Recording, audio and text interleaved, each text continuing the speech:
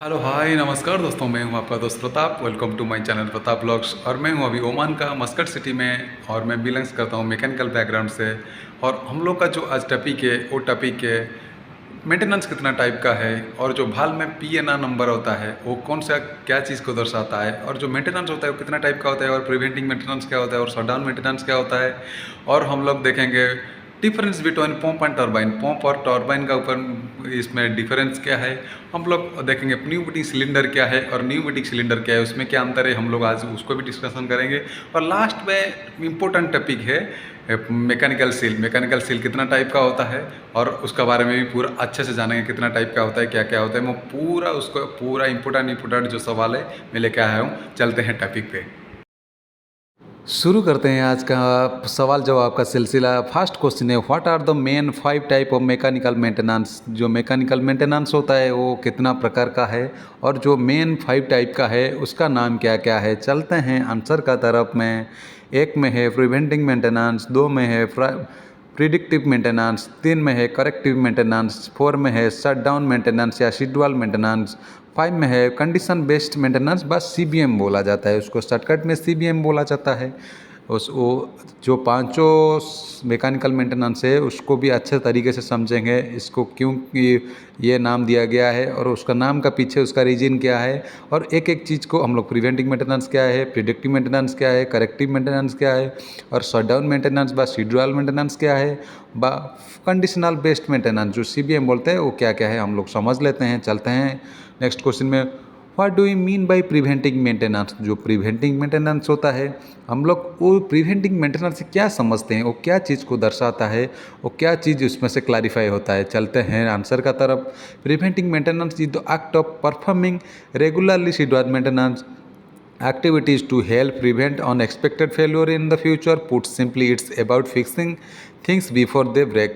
इसका मतलब यही होता है, जो भी मेंटेनेंस होता है हम लोगों का वो ख़राब होने से पहले उसको ठीक कर देना, जो भी ब्रेक होने से पहले उसको फिक्स करके सिंप्लीफाई कर देना, कहीं पे भी अनएक्सपेक्टेड फेल्योर्स ना हो, जब भी रनिंग टाइम में अनएक्सपेक्टेड फेल्योर ना हो फ्यूचर में, उसका शेड्यूली मेंटेनेंस उसका परफॉर्म करके हम लोग, जिसके उसका एक एक टाइम का बाद में उसको मेंटेनेंस करके जो भी अनएक्सपेक्टेड फेल्योर नहीं होना चाहिए हम लोग प्रोडक्शन का टाइम में, उसका मतलब यही रहता है। और जो होता है fix things before they break, जो भी प्रॉब्लम होता है हम लोग रनिंग में उसको फिक्स कर देते हैं और ब्रेक होने से पहले सामान को बचा लेते हैं। चलते हैं नेक्स्ट क्वेश्चन के, हम लोग एग्जाम्पल तरफ से हम लोग देख लेते हैं।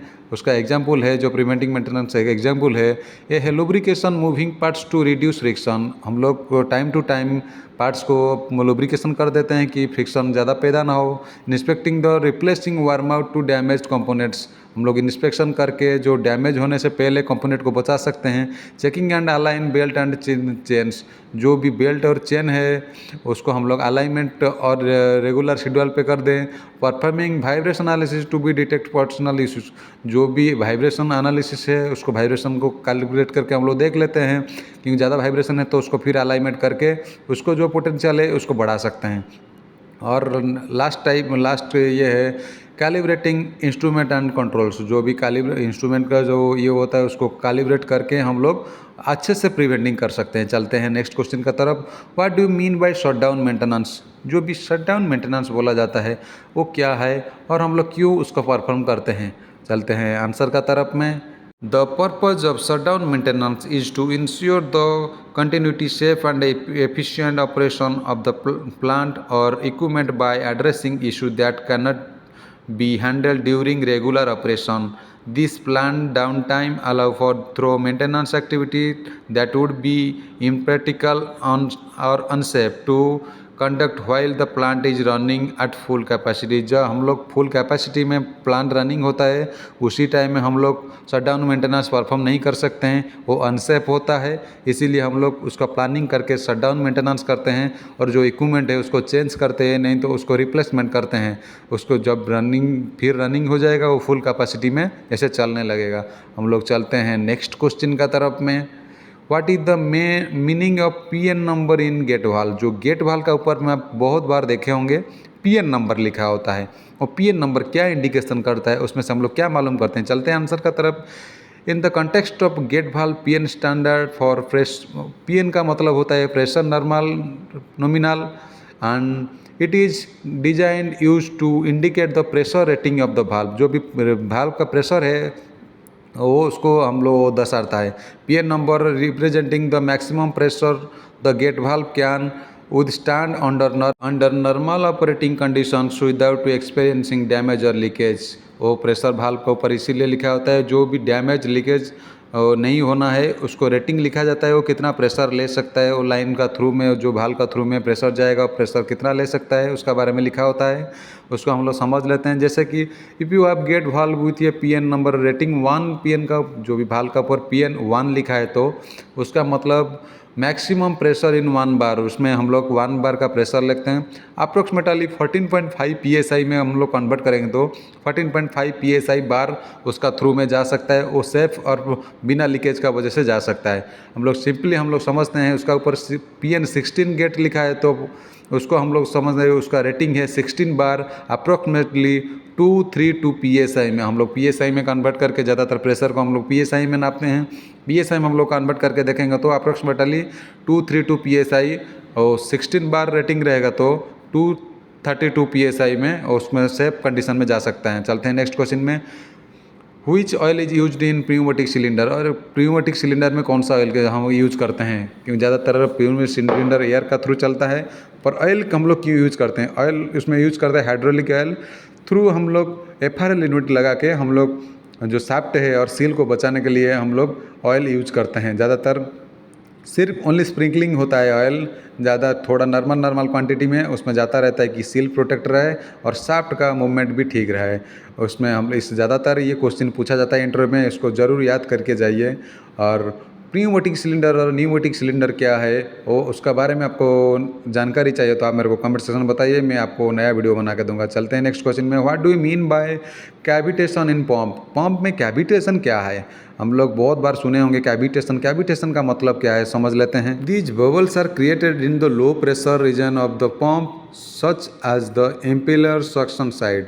When the fluid pressure increase again these vapour bubbles collapsed or imploded resulting in localized shockwaves within the pump। उसका मतलब यही होता है हम लोग अनवांटेड बबल क्रिएट होता है और उसको हम लोग कैविटेशन बोलता है, जो कि हम लोग सक्शन को बहुत इम्पेक्ट करता है। चलते हैं नेक्स्ट क्वेश्चन में। What is main difference between pump and turbine, और पंप और टरबाइन का मेन जो डिफरेंस क्या है उसमें हम लोग कैसा पता करते हैं पंप और टरबाइन क्या है उसका क्या डिफरेंस है। चलते हैं आंसर का तरफ में। A pump is a mechanical device that moves fluid such as a liquid और gases from one place to another. In it increase the pressure of the fluid which causes into the flow through a pipe or other conduit। A turbine on the other hand as a device that converts the energy of a moving fluid into a mechanical। Simply इसका यही मतलब होता है, एक जो pump होता है वो मैकेनिकल एनर्जी को काइनेटिक एनर्जी में डिप्लॉय करता है और जो टरबाइन होता है वो काइनेटिक एनर्जी को मैकेनिकल एनर्जी में कन्वर्ट करता है। ज़्यादातर सिंप्लीफाई करने के लिए हम लोग यही डिफरेंस बता देंगे तो जो कोई पूछ रहा है इंटरव्यू में क्वेश्चन वो मालूम हो जाएगा। चलते हैं नेक्स्ट क्वेश्चन में और लास्ट क्वेश्चन इंपॉर्टेंट क्वेश्चन में। Types of mechanical seal, mechanical seal कितना टाइप का है, बहुत सारा इंटरव्यू में कहीं पे अब्रॉड इंटरव्यू देने जा रहे हैं वो बहुत बार पूछते हैं। और चलते हैं आंसर का तरफ में। मैकेनिकल सील 2 टाइप का है, एक डिजाइन बेस्ड है, एक अरेंजमेंट बेस्ड में है।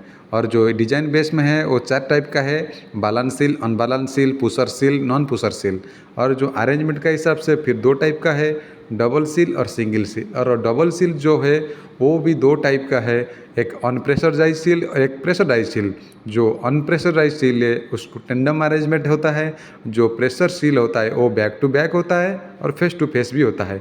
और जो सिंगल सील का 2 टाइप का है वो आउटसाइड माउंटेड होता है एक और एक इनसाइड माउंटेड होता है। ये जो चार्ट में आपके लिए प्रिपेयर करके दिया है इसको माइंड में अच्छी तरीके से बैठा लीजिए, कहीं पे भी आप इंटरव्यू देने से पहले उसको अच्छे से समझ लीजिए और माइंड में एकदम सेट कर लीजिए, क्योंकि आपको जो सील अरेंजमेंट के बारे में पूछा जाएगा आप तुरंत फटाफट यही चीज़ बोल दीजिए। धन्यवाद दोस्तों वीडियो में अंत तक बने रहने के लिए। और ये वीडियो आपको कैसा लगा आप ज़रूर कमेंट करके बताइए। और कोई भी जो भी क्वेश्चन था उसका रिलेटेड कोई क्वेश्चन है तो आप मेरे को पूछ सकते हैं। आप कहीं पे भी समझ नहीं पाए तो मेरे को क्वेश्चन कर सकते हैं कमेंट सेक्शन में। और कहीं नया वीडियो, कोई नया इक्विपमेंट के बारे में आपको जानकारी चाहिए तो आप मेरे को कमेंट सेक्शन में बता सकते हैं।